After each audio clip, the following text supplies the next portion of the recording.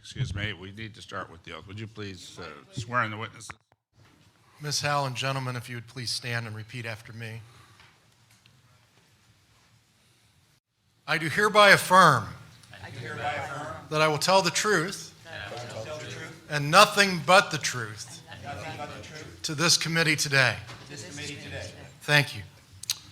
Yes, and this is what's been, well, this is the, as I understand it, the Truth Embargo panel. Is that a fair statement of this panel? Great. And a film, as I understand it? Yes. Yeah, thank you.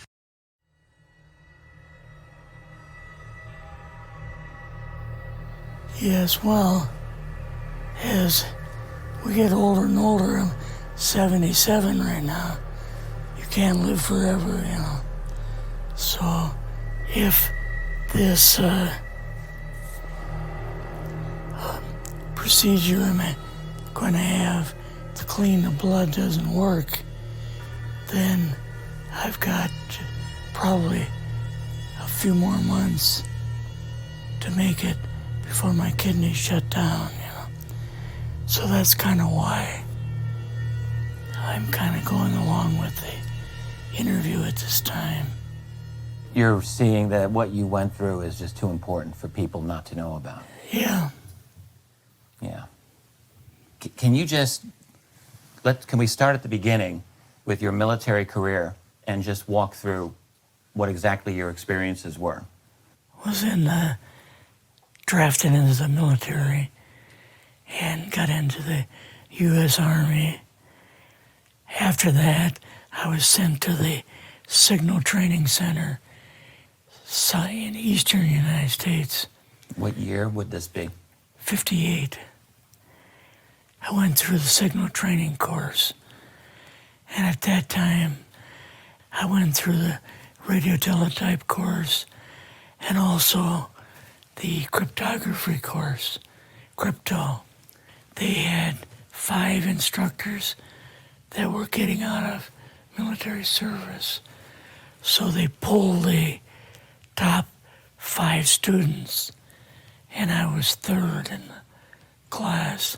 So I got pulled as an instructor. Now, were you at this time also working yet for CIA? No. Not yet? No. After one day, my boss came to me, and he said, how would you like to, make some extra money? And I said, oh, money is good. So he's explained to me that he could put it through, would have to get a top secret White House Q clearance for the job, And I thought, boy, must be a pretty exclusive thing, And I said, well, what is this? And he said that I'm director for the CIA for Eastern United States, And I said, oh, I didn't know that. And he said, you weren't supposed to.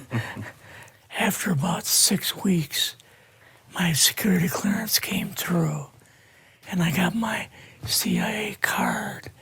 It was an ID card, like a credit card, where I could just go up to the door and slice it, walk right in. And my name at that time, I used an artificial name too. Never used my real name. I started working with him on the project he was on, and that was Project Blue Book, which was kind of partially a fraud. You're saying some of the Blue Book cases were completely fictitious? Yes. But the cases that we got came from, I think it was Fort Belvoir, Maryland. Fort Belvoir? Yeah. And it didn't come from the Pentagon, or it didn't come from CIA headquarters. But we would get reports about a certain sighting that they had in Mexico or Italy or something like that. And then we had people that would follow through on it, that would go out and interview the people to see if they were nutcases or if it was real, you know. So they'd be going overseas frequently? I wasn't, but I always stayed statewide. But the people we had working with us from the CIA would do that. We would get like a new report probably a couple times a week. I was coming into the Army fresh off the farm, you know, so I really didn't have much knowledge of anything, but my boss filled me in on Project Blue Book and what they had found so far, as far as grays and aliens and the Roswell incident. How did you feel when this first got dumped on you? When you first learned about this? I was just kind of overwhelmed with all of this, you know. And I said to him, I don't know if I'm going to be able to be a judge of this type of thing. What's real, what's not, when I don't have much knowledge of it, you know. So... What did he say?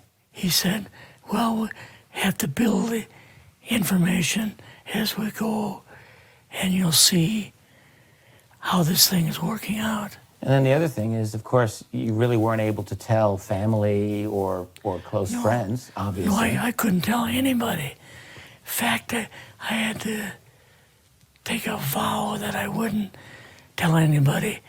A lot of it for 40 years, and more of it for 50 years, which is up in 2010.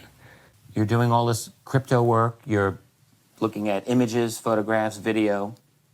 It's 1958, maybe the fall of 58. What happened after this? At that time, the Project Blue Book thing kind of went pot, you know.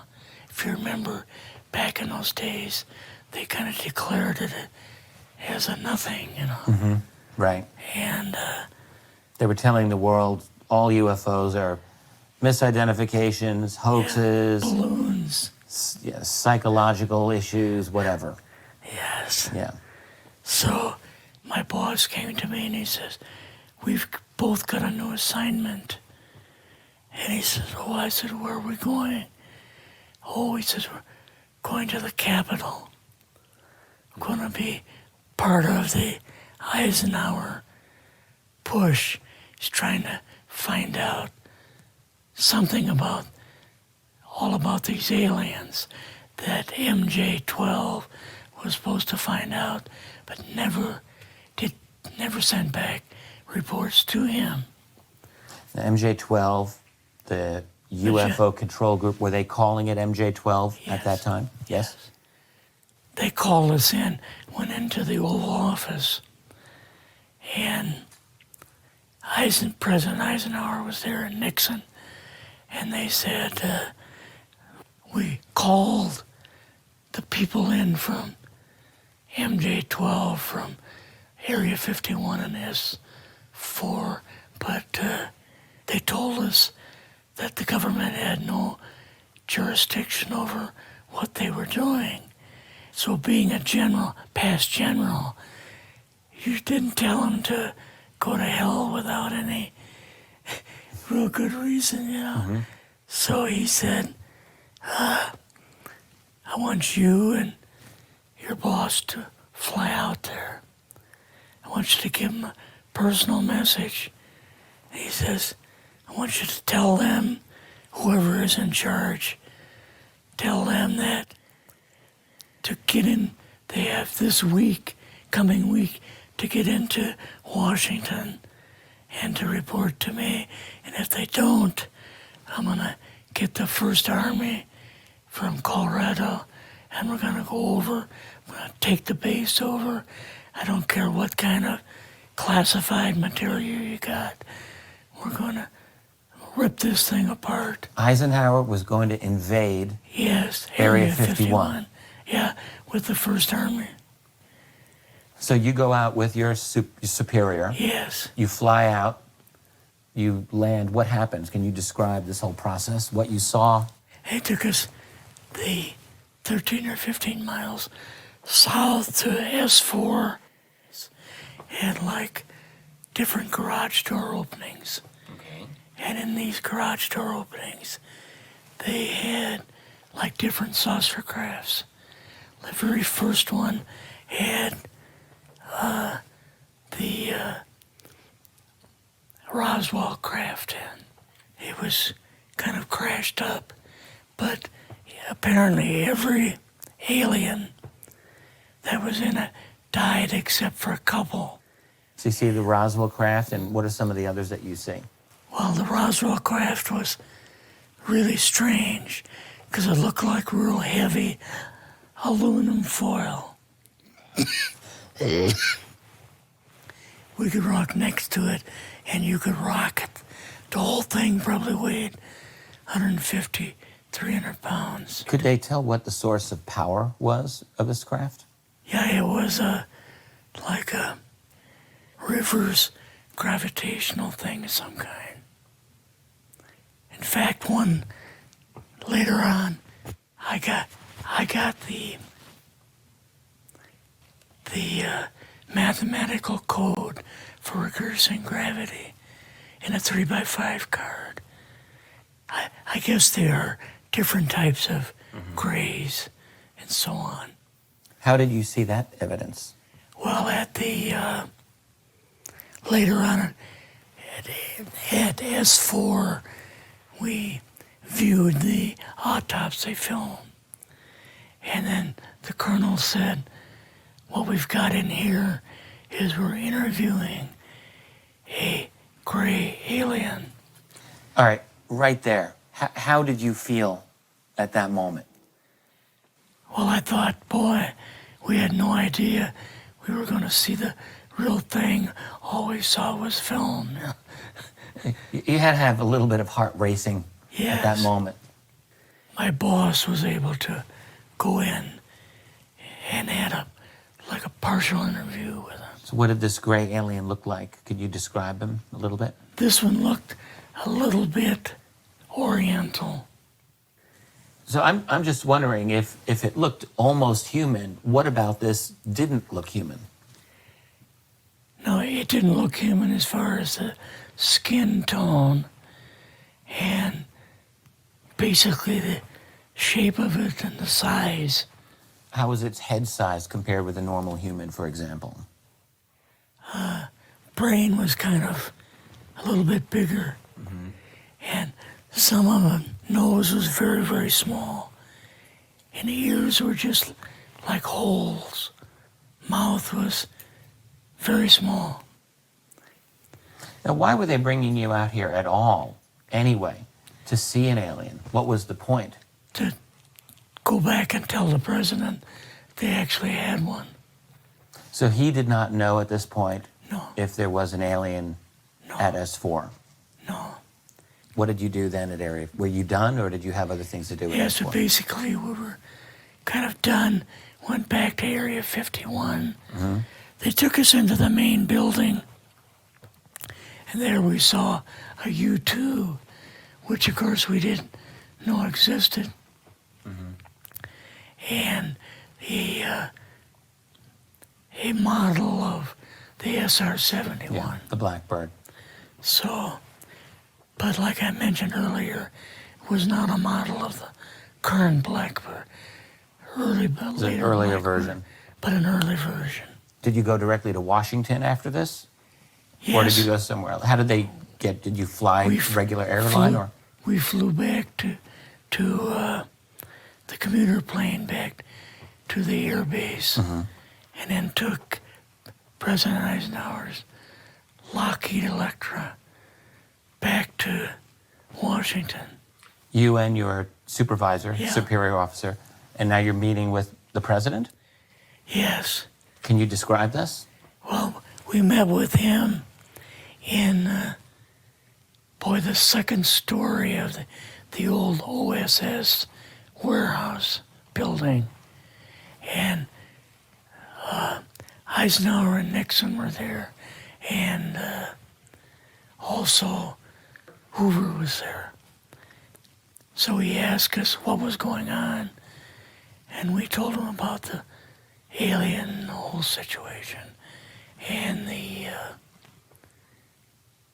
black projects and so on. And he was just totally shocked.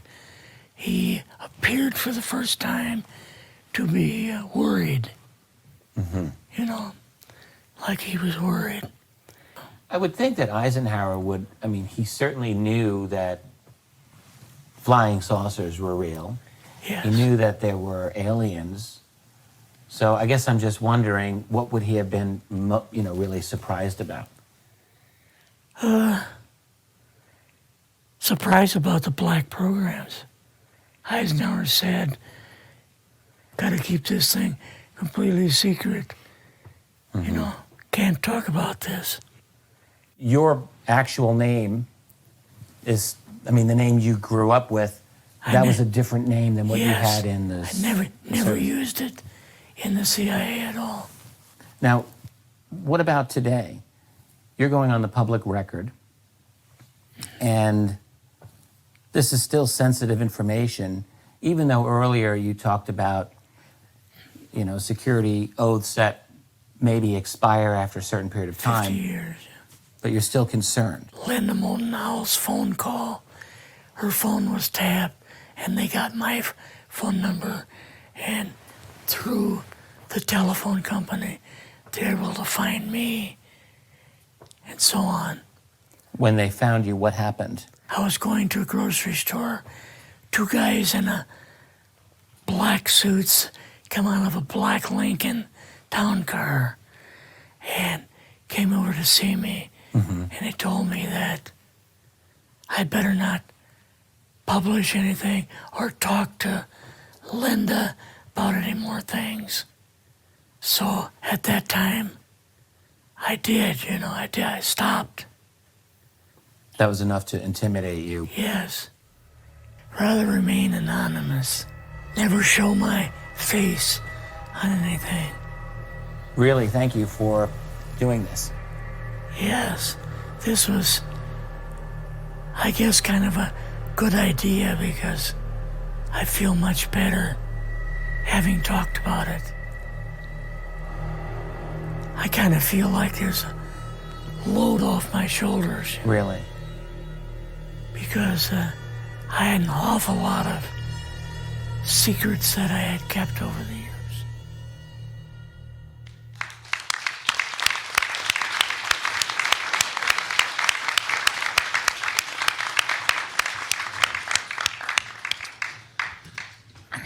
I'd like to now hear from Linda Moulton Howe. And go ahead, you've got 10 minutes. In the summer of 1994, I spent 3 days and 3 nights in that gentleman's home. No one on the planet knew where I was, not my family, not anyone. I recorded 11 90-minute audio tapes with him. I knew that I was in the presence of somebody who was telling the truth to the best of his ability, and that the military cover of levels of intelligence in this country has been used for a very long time. On the surface, he was a cryptologist working in the United States Army. But as he described in the film, he took on a role, highly classified, working for the CIA, and his boss was reporting to Langley from reports that were coming into Fort Belvoir. And he described to me in great detail the autopsy footage that he had seen of non-humans, describing the unusual brains and the unusual internal organs, and the fact that they were screening film disguised as being on a southeastern military base, and that the film that they were screening on a regular basis was coming from around the world. He had seen film from Italy in which non-humans were outside of a craft, and the film had been taken from a nearby peak in a mountain. He talked about Area 51 from his firsthand experience of being there on the other side of what would be a one-way mirror, while his boss from Langley was inside with a non-human. and that he himself had seen some of the craft, like a museum that's inside a Papoose mountain. After those 3 days and 3 nights where no one knew where I was, I left to do something that would be normal in the normal 9-to-5 world.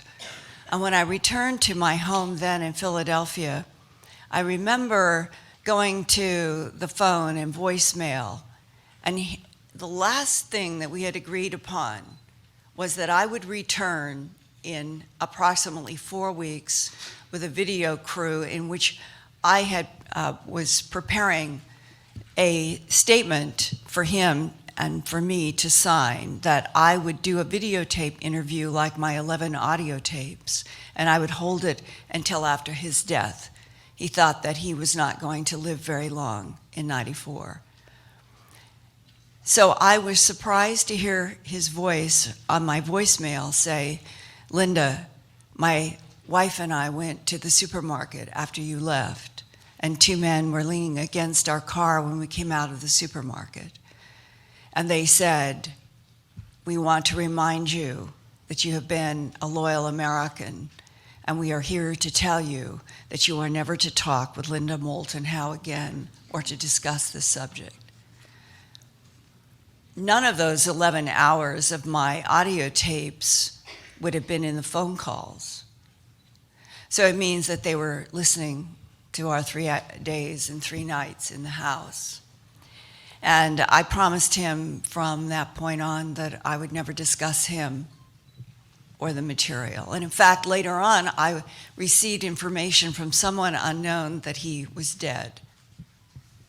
So I am personally gratified to see that he made a statement today for this citizen hearing, because he is scratching the surface of how complex this is and how military and intel people have been intimidated for not only their whole careers but their whole lives to never tell the truth about something so fundamental as we are not alone in this universe, that non-humans have been interacting with this planet for millennia, and you have just heard from one of the firsthand.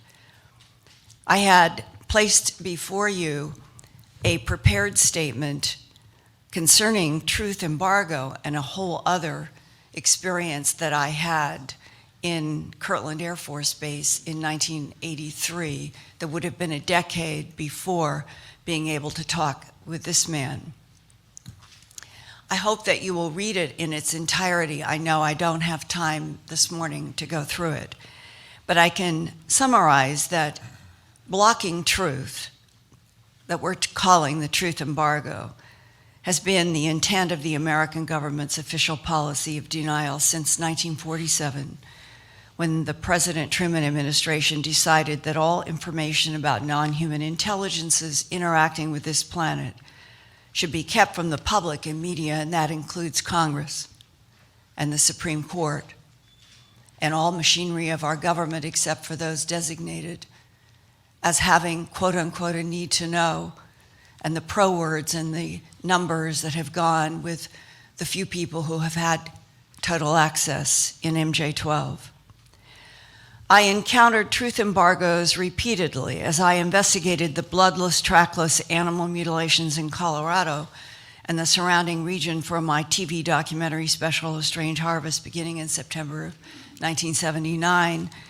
And I have provided for you a letter from United States Senator Harrison Schmitt, dated March 14th, 1979. It is attached to my statement.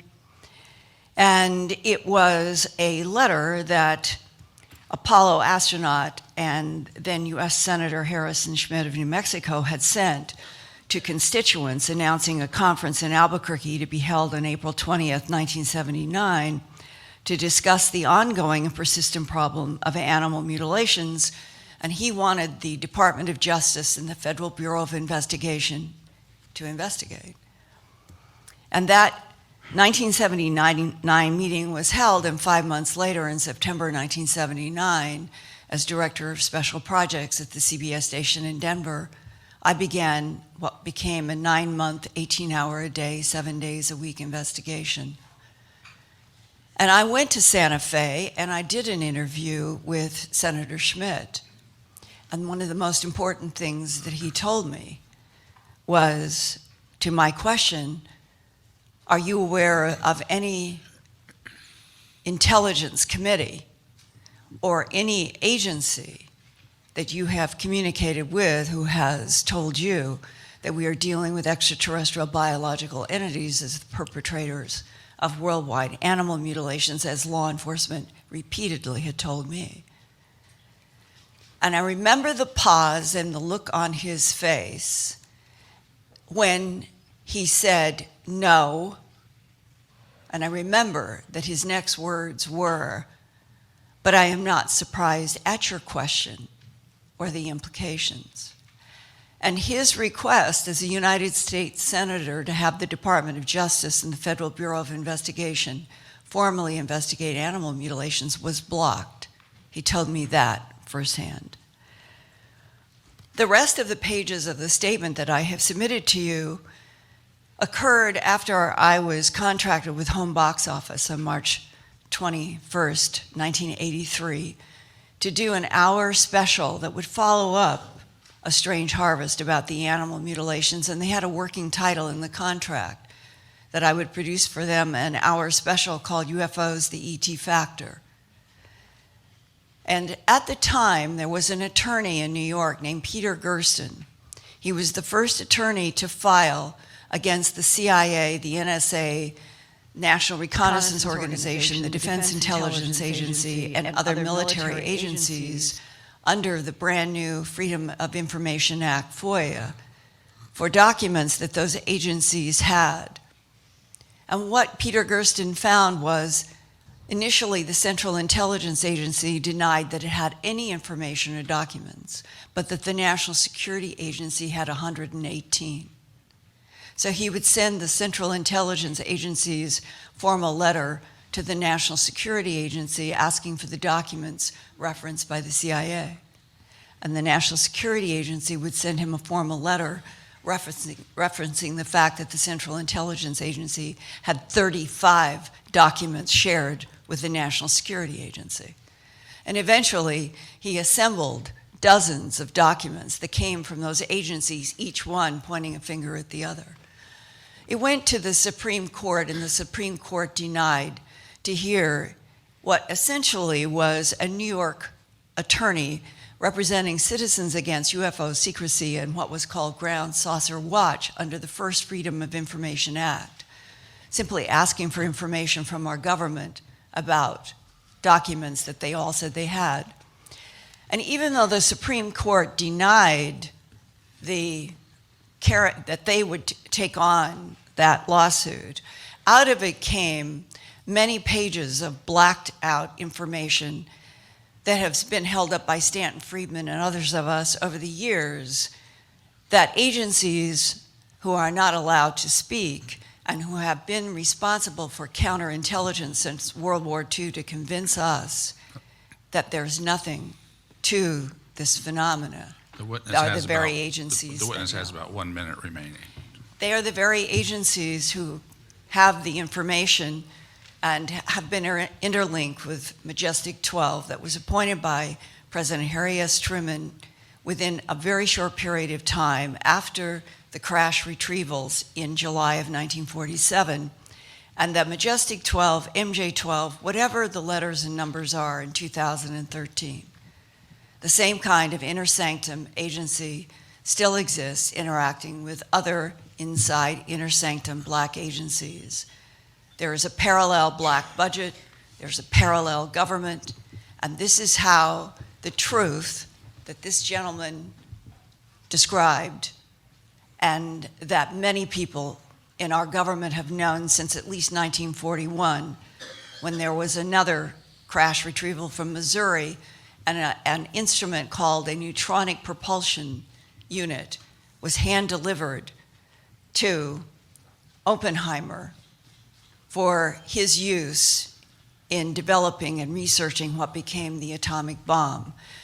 And finally, the truth embargo, so that you would have reference to the two agencies that in the beginning had the most information, the Atomic Energy Commission, and the Department of the Navy.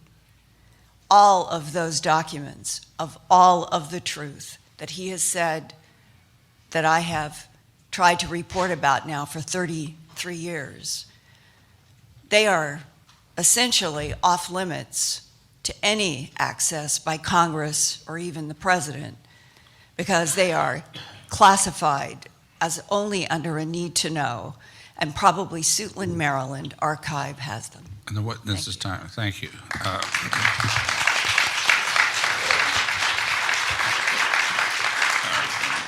I'd like to, now the panel will hear from Richard Dolan. You have 10 minutes. Greetings, honored members of the committee. I'm very pleased about the interview that everyone was just shown and grateful that Linda Moulton Howe was able to elaborate on that. I'm happy to discuss this also if the committee members have questions, but I have a different angle of approach this time. The truth embargo, as I see it, as I understand it, let's call it a big picture analysis. I would start by saying one of the striking things about UFOs is simply the discrepancy between the quantity of astonishing sightings we have on the one hand and the lack of responsible treatment of this by our major media, also our academic and our scientific institutions, and indeed our political system. This is a shame because there's very good research that's being done every day. And many of those researchers have been here this week. Others are out there too, such as the National Aviation Reporting Center on Anomalous Phenomena, NARCAP, which was referenced in the previous panel by Jim Courant. They collect and analyze encounters that the aviation industry has had with unknown objects. There are thousands of such cases.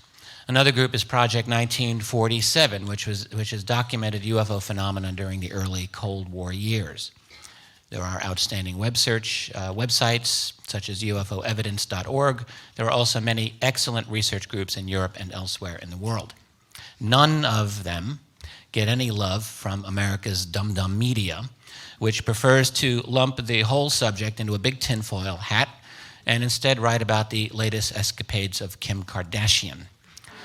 But this is a symptom. It's a symptom of a deeper problem. And to understand why there is a truth embargo, we need to come to terms with the fact that America's major media groups lost their independence a long time ago.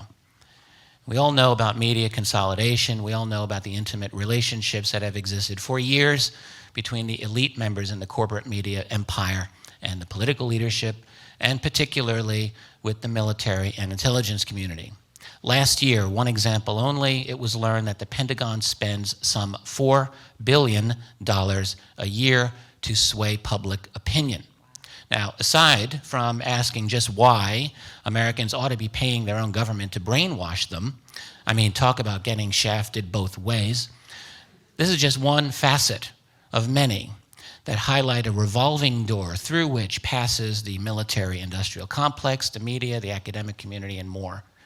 National security money, which is our nation's greatest and most egregious waste of all, has infiltrated everything, and that certainly means the once-upon-a-time integrity of our journalists and media corporations. This is repugnant to any freedom-loving people. But those individuals benefiting from this system are not freedom-loving, unless they mean their own freedom. The bottom line is that because UFOs are a definite matter of national security, those national security decision makers have made it certain that this subject remains out of sight as much as possible. Is this not obvious by now? Now, why would they do this? Well, many reasons. Let's touch on the matter of oil, because even a child can understand that these objects don't need oil to go from point A to point B. Whatever powers flying saucers, it's something different, something better. So if the president were to announce the reality of these things, how long do you think it would take before scientists openly begin to study the nature of the propulsion and power system of UFOs? This would immediately challenge oil, not simply as the world's leading source of power, but it would severely threaten the entire global financial system, which is based upon oil. And probably 90% of the value of any product you can think of is determined by the energy that went into making and transporting it, and in most cases that means oil. To say nothing of the millions of jobs that rely on the petroleum industry. We're talking one big overhaul of everything that matters in the global economy. Can we think for an instant that those individuals in the know haven't thought about this, especially if there is that holy grail involved, some form of free energy. And what if this new form of energy can't be easily monetized? What if? Could the global financial structure afford free energy? A perverse question, to be sure, but one that has to be important to those individuals at the top of the human power structure. And of course, there is the political nightmare. Any announcement of this reality would come at the cost of worldwide public anger. No one wants to learn that they've been lied to for an entire human lifetime. They would want to know just how this secret was kept. That's a very big key right there. That would lead inevitably to questions about why Congress was kept out of the loop, why our major institutions missed the boat, and just who has been managing the secret. And that would lead, obviously, to a wholesale investigation of black budget America, shining sunlight into a very dark place. And what might we find? Well, consider. Just consider that Roswell was indeed what the researchers here 2 days ago discussed so eloquently and cogently, that it was the retrieval of alien technology and perhaps bodies. In fact, there are a number of well-researched UFO crash events, so suppose for a moment that it happened. That would mean that the cover-up involves much more than mere knowledge of other beings here on planet Earth. It would mean there is possession of such advanced technology as to be nearly incomprehensible, at least at first. Hard to consider, and yet an inevitable conclusion. So what happens when teams of brilliant scientists with total secrecy and nearly limitless black budget funds are able to study recovered alien technology for many years and even decades? Could it not be that, given enough time and effort, even if they couldn't replicate what they found, they might have learned a few things? Some such claims have been made, and it's reasonable to suppose that breakthroughs would have been made. Breakthroughs such as solid-state electronics, fiber optics, high-tensile fibers, lasers, and an array of other money-making opportunities for the defense and other industries. None of this has been proven, but it is also true that the private research undertaken in classified environments is not easy for outside researchers to observe. And in fact, it would be very easy to hide the Roswell connection in the historical treatment of these and other technologies. Another relevant consideration of such breakthroughs is that they would reduce to zero any incentive to reveal the secret to the public. Why give up the goose that lays golden eggs? But now matters become even more interesting, because what if some of the breakthroughs were even more significant? What if they included secrets to what is known as field propulsion or electrogravitics? What if they led to a new source of energy, something that could replace petroleum? To those managing these special access programs, they could never allow such breakthroughs to see the light of day. Of course, those scientists doing the research would need to continue and learn everything they could about electrogravitics, anti-gravity, new sources of energy, and any related topics. Consider also what happens when such breakthroughs become classified. We know it happens all too frequently that public science has become hostage to national security. What we're looking at is a situation in which the classified black budget world, at least part of it, has gone so far ahead of the rest of us, we may, with justice, almost look upon them as a separate society, something I have sometimes called a breakaway civilization. How far ahead might some of that classified world be? Those of us on the outside trying to peek in can only make educated guesses or investigate occasional leaks. My own conclusion, at least for now, is that they are very far ahead indeed, with the ability even to enter and leave Earth orbit with much greater ease than people suspect, perhaps a clandestine space fleet, most likely a significant built infrastructure, a large portion of which is deep underground, and even, why not, possible encounters with non-human intelligences. Why would that be so impossible? To what extent would such a group even answer to the President of the United States? Do they rather answer to private, international, financial powers, which basically is how the whole world already operates? I had a long conversation once with a retired senior intelligence official. He had given briefings to... I hate to interrupt. The witness has about 1 minute. I have 1 minute left. Thank you. This gentleman had given briefings to President Reagan This man knows a very great deal about UFOs and told me that he had spoken to 18 former presidents, CIA directors, and DoD secretaries about UFOs after their retirement. Their attitudes fell into three categories. One group, roughly 3 or 4 of them, said essentially, "What's wrong with you? Why waste your time with that nonsense?" Another equally small group made it clear that they had been briefed on the matter and knew that it was serious. But the largest group, at least half of all of the individuals who had been at the pinnacle of power, had said, "You know about UFOs? I would love to know about that, but got nowhere. Can you share what you know?" In other words, our top political leadership, with a few exceptions, is locked out of this subject because they come and go. But the program managers are lifers. They seem to answer to someone else. Recall the words of the late Senator Daniel Inouye from 1987, "There exists a shadowy government with its own Air Force, its own Navy, its own fundraising mechanism, and the ability to pursue its own ideas of national interest, free from all checks and balances, and free from the law itself." He was on to something. And the witness, thank you.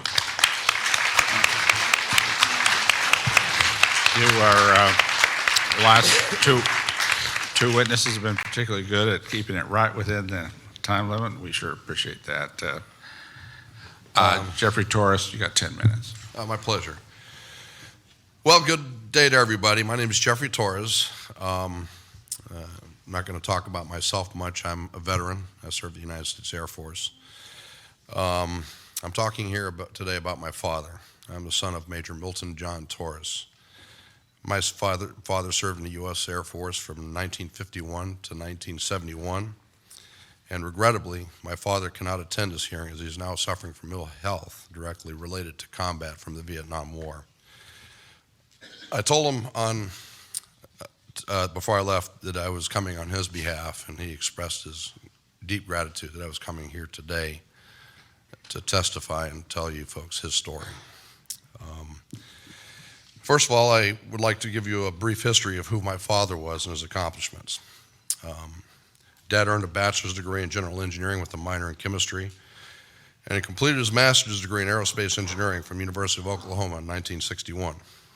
His military career was spent over the span of 20 years.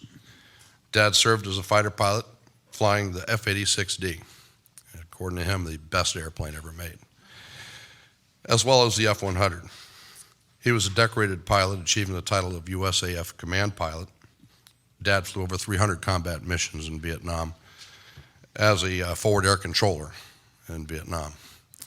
He received 13 air medals, including the Distinguished Flying Cross. And I know firsthand that he was even put in for the Air Force Cross, to which he denied because of political reasons, which we'll not get into here. My father attained the rank of major, as well as during his career he also worked with NASA as a chief of range control for the Gemini and Apollo moon missions.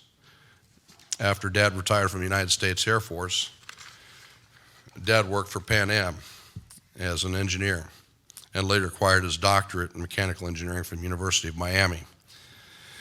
My father's last job was as a professor at Florida National University, teaching engineering. During his tenure at FIU, he invented a chemical encoding process using a polymer to prevent catastrophic metal fatigue on aircraft and received a patent for that process. Dad retired from FIU in 2004. So now we'll go on to Dad's story and the event that happened. I will go into some details he shared with our family, but before I do, I want to point out something here, that my father, he kept his secret for over 50 years. He never told anyone, and he honored his oath to this country. And he never had the chance to tell his story to my grandfather, his father, who he loved very, very much. And I've never seen my father cry until this story broke. Sadly, my father kept it all from everyone, including us and my family, not even telling his father's story when he was the closest man that he ever had. I know Dad would never have discussed this event if not for it being declassified by the Minister of Defense, Nick Pope, out of the UK. After the event was declassified, Dad shared the story often with us. It was May 20th, 1957. Dad was stationed at RAF Manston, England. Dad was working on intercept standby. Of course, this was cycled between the pilots in this particular event. It was Dad's turn. Dad was again flying the F-86D. This aircraft was a D model, which meant it was an all-weather fighter. Dad told me that the RAF Manston was a main intercept squadron during the Cold War in England. Dad was on alert with his wingman and some of the ground crew in the ready room. That night was a typical English night with the weather being poor and foggy. The notification came down from the ready room indicating a scramble. Dad ran for his plane. The scramble was initiated. Dad jumped in his cockpit. If you could, please, I put the photo of Dad's aircraft if anybody would like to see the airplane. And I have one saved on the, anyhow. So he jumped in his cockpit upon getting the authentication code to fire. He then realized that this was no drill. They normally would never give you an authentication code, and they told him it was a hot mission.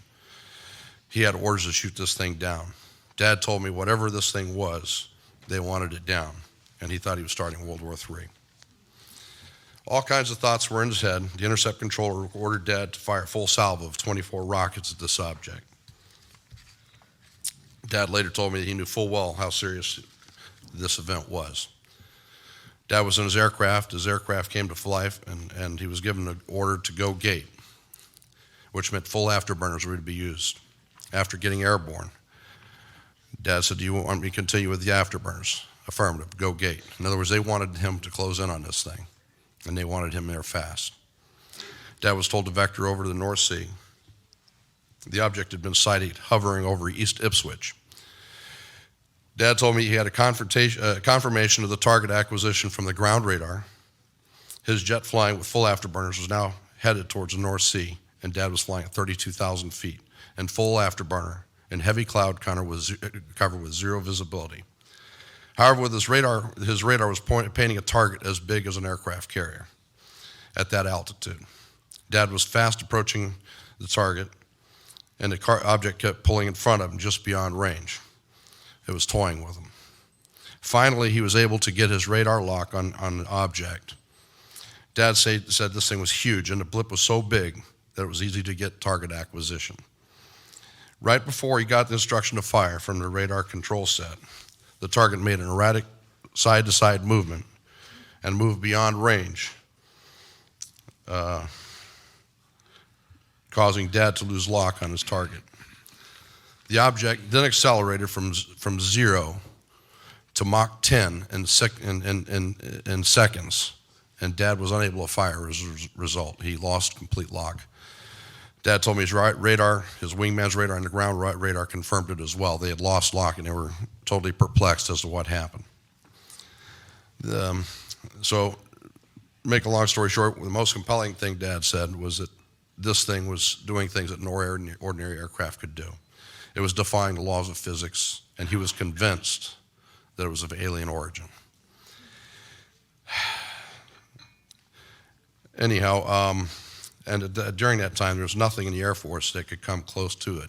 The F-86 could barely make Mach 0.98 Mach. It would make Mach 1 in its complete dive at the time, and this thing did Mach 10. There was no known aircraft that could do this. So upon landing his aircraft, Dad was contacted by the intercept officer on a secure phone.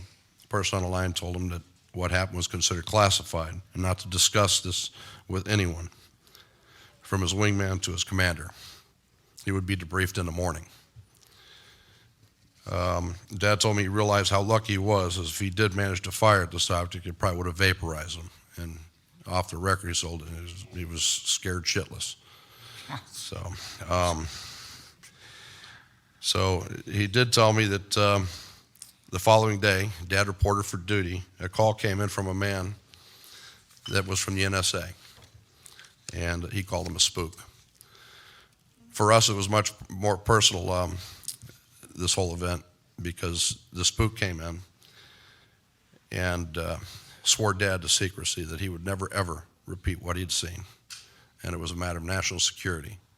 The guy showed his credentials. He locked himself in a room with Dad for about a half hour and threatened to pull his wings and everything else that he held dear, including, God knows his family. And the witness has about 1 more minute. Okay, I'll make it short. My dad waited 40 years for this, and I forgive me. I'll make it quick here. Guys like my dad are heroes. Guys like Edgar Mitchell. When I was a kid, I watched these guys from the side of the beach, watching the Apollo moon launches. And now we're riding with the Russians to the moon now. We can't even go ourselves anymore. And yet the media has blasphemized these great men. How can they? How dare them? How dare them, and how dare everybody stay silent here when people like my dad held this secret? People died that never could tell the secret in Vietnam. It's a shame. It's a real shame that our media is bought and paid for by the Kardashians and the corporate industries of this country and the world.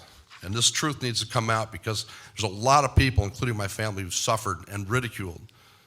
My father got ridiculed. My brother took phone calls from ridiculing people, and my dad had a PhD. What more do they want?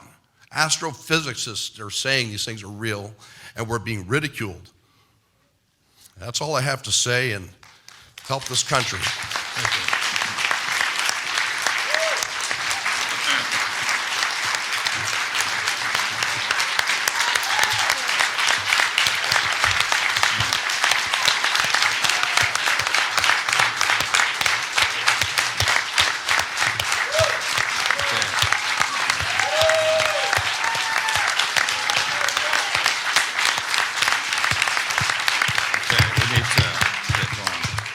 I want to thank the panel very much and indicate to the members that we've got 6 minutes each for questioning. I will reserve my minutes and we'll reverse the order a bit here. And so we're to Senator Gravel.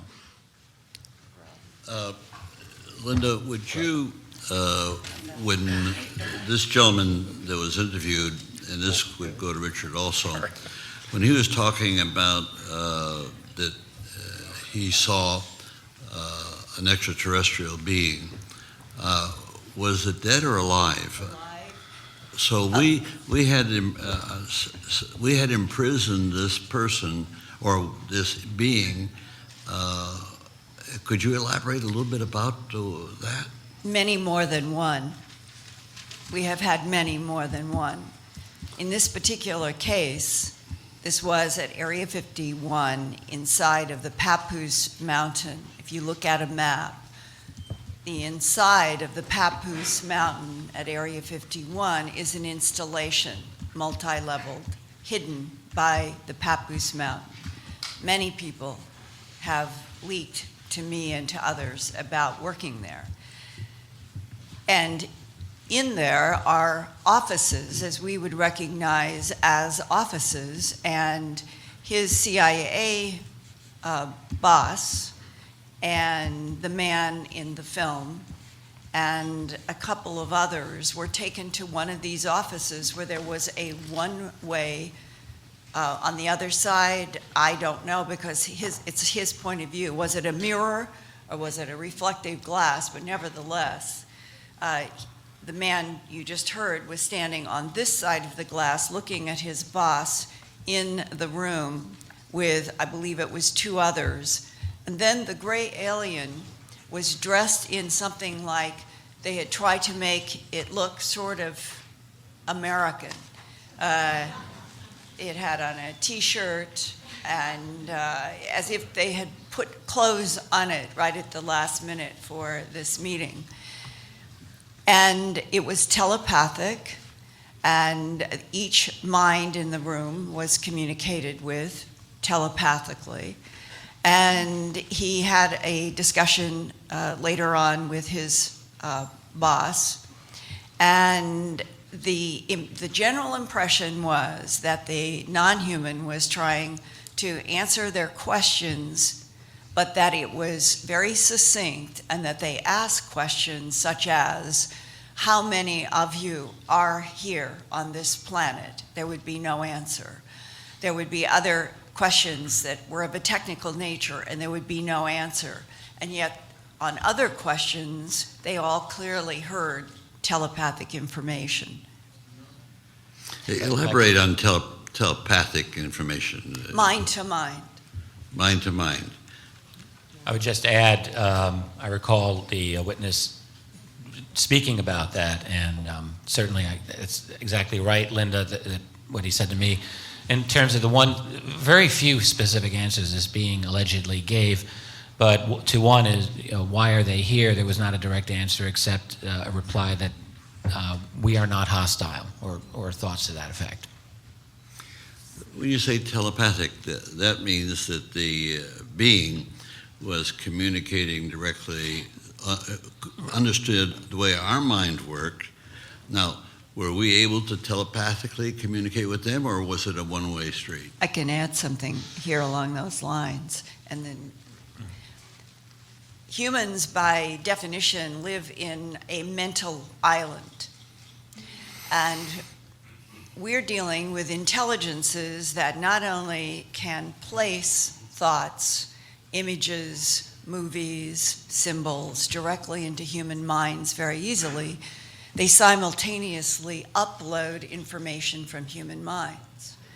And I have had the experience of talking with a man who was working for the Central Intelligence Agency when he had an interaction with one of these beings. There have been many, sir. And that his whole mission was to have the experience of the upload-download telepathically with a being under a completely non-threatening, totally organized fashion. And he told me that they had warned him that the process of the telepathic download, upload usually disables humans. Humans usually faint. And that he had the experience, and the way he described it was, he said, Linda, imagine 7 feature films going through your mind at the same time with heat, temperature, sense, sound, all of the senses and more. And then overlying those 7 feature films are 3-dimensional gold symbols that we would relate probably to Sumerian cuneiform or Assyrian symbols.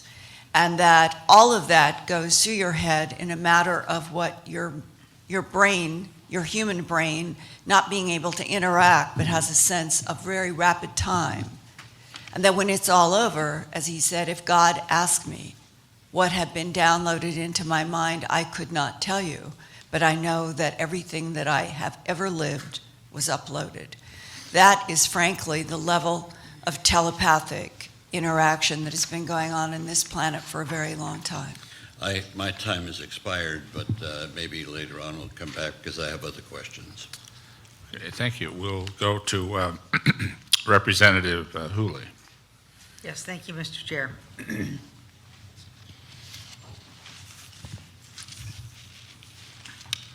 You talked about your father, thank you very much for doing that he had kept the secret for years. How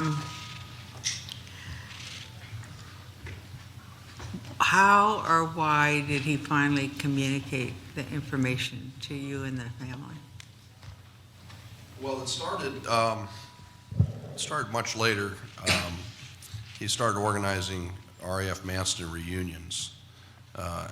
He so loved his squadron that he organized trips to England and cruises, and I met his buddies, by the way, and they were all just the greatest guys. A lot of them were World War II veterans.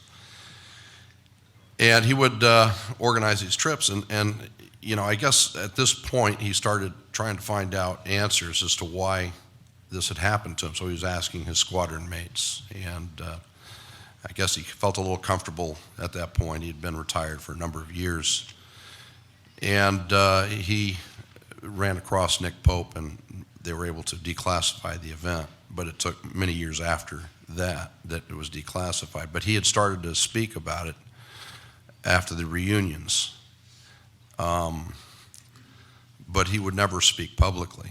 And, as a matter of fact, I had no idea that this had happened, that he had carried that burden.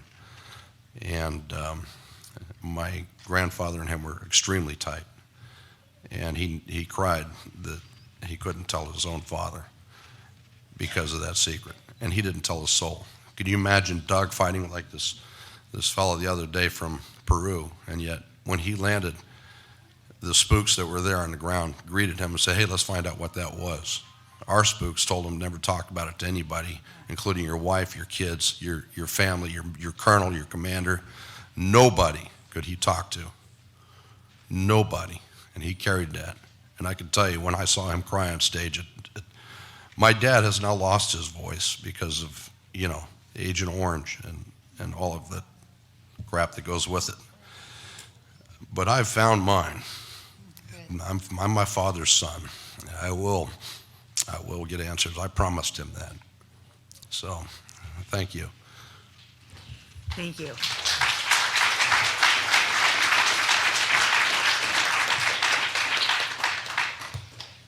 Mr. Dolan,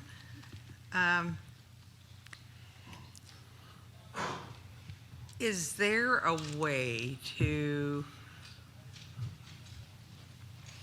put together people? For example, we've heard a lot over the last 4.5 days about the number of pilots who have seen other kinds of vehicles that are not from the United States or from this world flying. Is there a way to get some of these pilots together? I mean, are they willing to talk about what they saw? Do you know? Thank you for the question. First of all, I would just repeat the name of the organization I mentioned earlier in my statement, NARCAP, which is the National Aviation Reporting Center on Anomalous Phenomena. I mention them because they are very rigorous, very scientific, very low-key, very non-sensational, and deal precisely with these individuals that you're talking about and have done so for decades.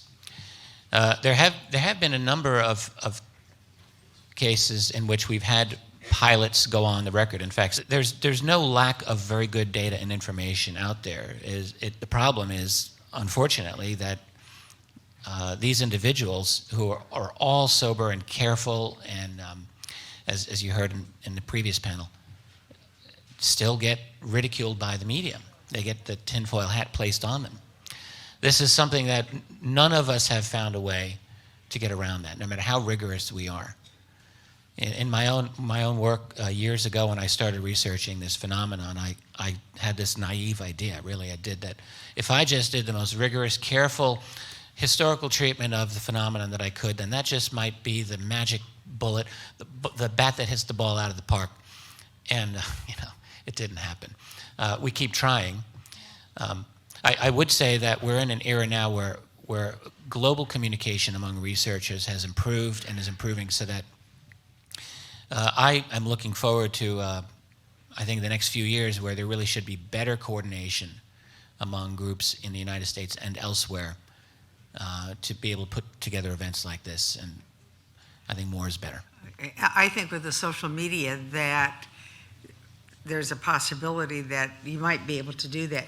I mean, people seem to trust pilots.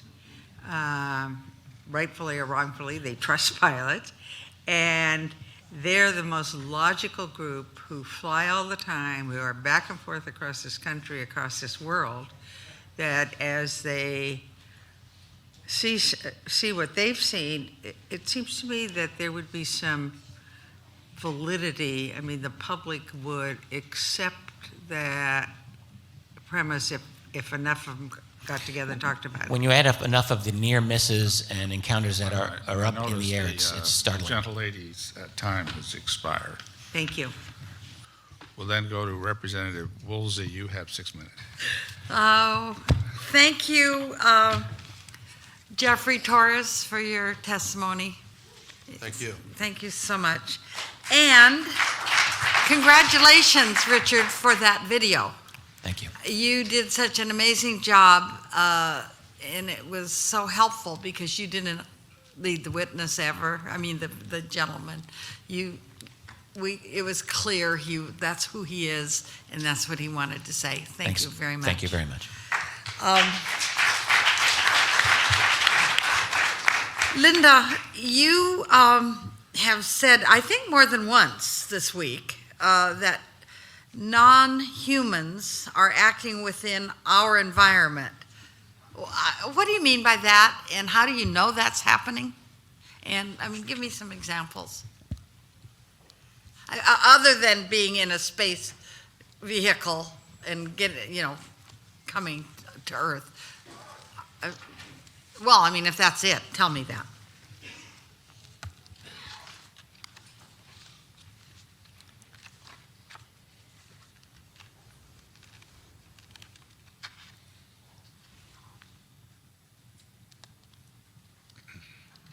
I guess it's the accumulation of so many people that have talked to me off the record, who have died. Who have died? That I was given a chance to talk to people who were in some sort of the end of their days, and I had either been sought out or I had been referenced. Mm-hmm. And when you are talking to people who are essentially on their deathbed, and they are describing for you the interactions that they've had with extraterrestrial biological entities in the context of their professional capacity for the United States government, how would I question what they were saying to me? Can I provide for you right here in this room one of the many different types of extraterrestrial biological entities? I cannot.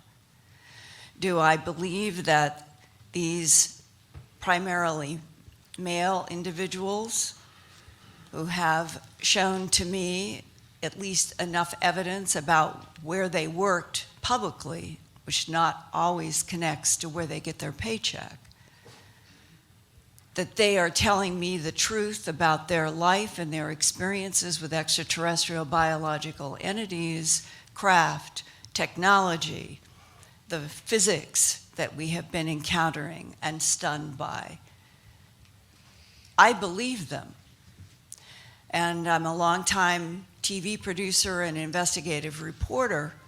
And as I have said before, the challenge of getting people on the record is the single biggest difficulty in this entire field, because since World War II, our extremely good and sophisticated counterintelligence units that got us through World War II are exactly the people who took over at the request of Franklin Delano Roosevelt and Harry Truman. How do you keep all of this evolving from the press, the media, Congress, the Supreme Court, and every other government agency? Yeah, okay. But thank you. Somewhere between now and the end of this day, I'd like somebody to describe for me the different non-humans that have been observed, and what the differences are, and do they intermingle? And I mean, I think we've not asked that question. Well, I can give you at least a short answer. Okay. One man who retired from the Defense Intelligence Agency, who sought me out because of something I had published in one of my 4 books, and he had been exposed to it, but because everything is so compartmentalized on a need-to-know basis, he came to me as a reporter, and it goes to the heart of what he said. He said, my job when I was working for the Defense Intelligence Agency was to study and monitor the geopolitical territorial conflicts of 3 extraterrestrial biological entities who have been involved with this planet for at least 270 million years. He broke them down as blonde-haired, blue-eyed, that we would not distinguish from the so-called archangels of history, The second group would be standing up reptoids, and the third group would be a huge variety of what are called grays. Okay, and do they intermingle? Are they all separate? They do not get along. They do not get along.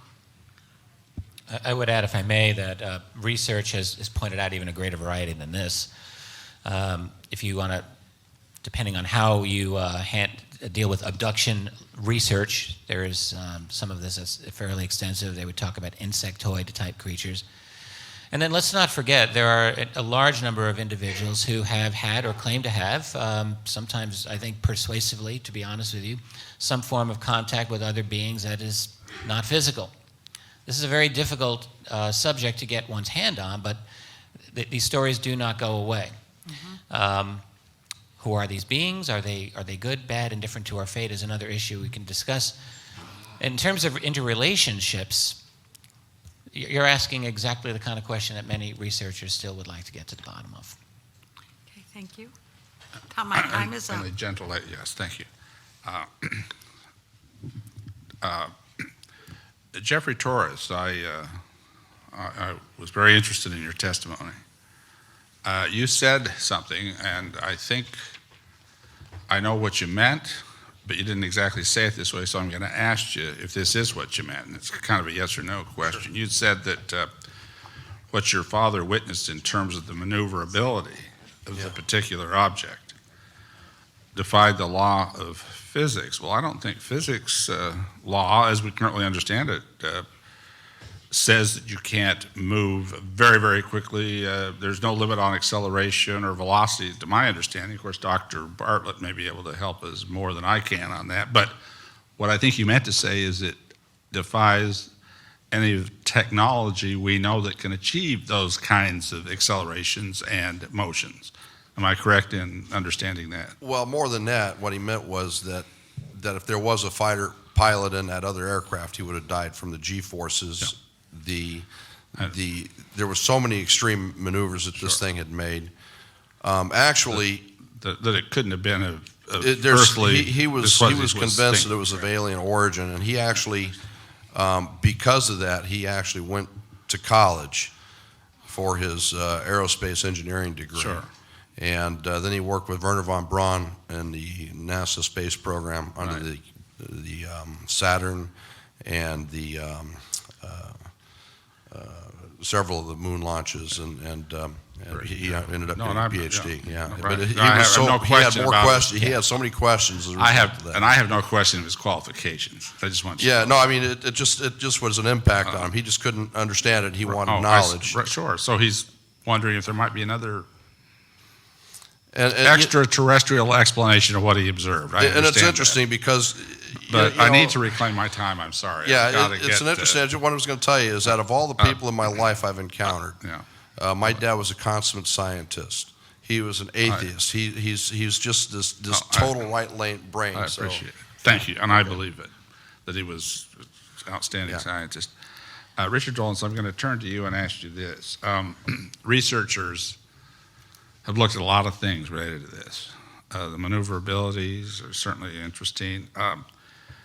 But one of the reasons why I think there is skepticism that these objects have extraterrestrial origins is because of, I'll just put it bluntly, Einstein's relativity theory that nothing can go faster than the speed of light.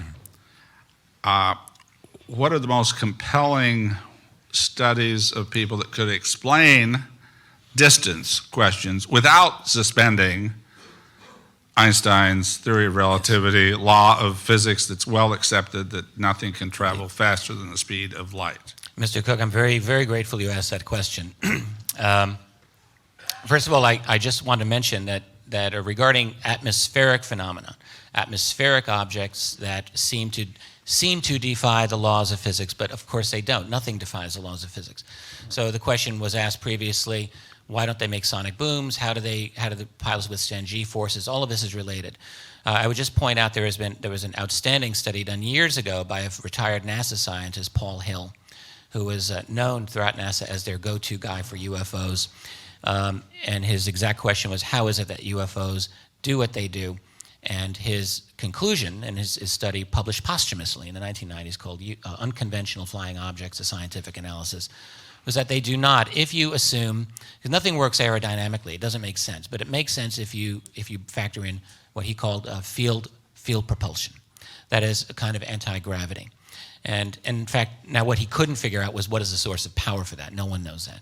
But actually, Hill did an outstanding work. His mathematics is very sound, and I would simply recommend it to everyone. Now, the distance problem has also been discussed by a number of scientists in the last generation, probably most famously the mathematician Miguel Alcubierre, who the math on what he did seems to be very, very good according to physicists. Essentially, think warp drive in Star Trek in the sense that if you have a source of power significant enough, it is possible and has been demonstrated mathematically to, for a craft, literally to kind of shrink the space ahead and elongate it behind. You're not violating Einstein's E equals MC squared. It's literally space itself that gets I'm going to reclaim my time folded. only for the reason to just Right. get this last question to you. When you say that you're kind of using anti-gravity as a way of saying we don't have to suspend Einstein's theory of relativity. But if you do that, then you're suspending his second theory, the general gravitational theories.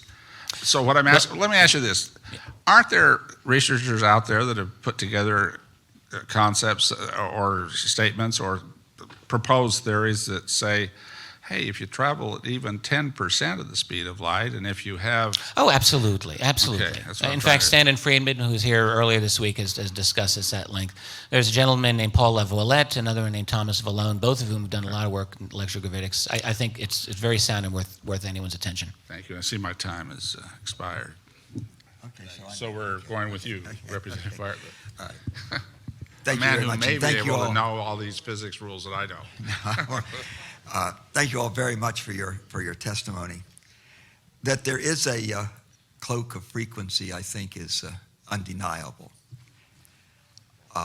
Like the symptoms of a very serious disease, if the doctor doesn't know the etiology of the disease, it becomes very difficult to treat the symptoms.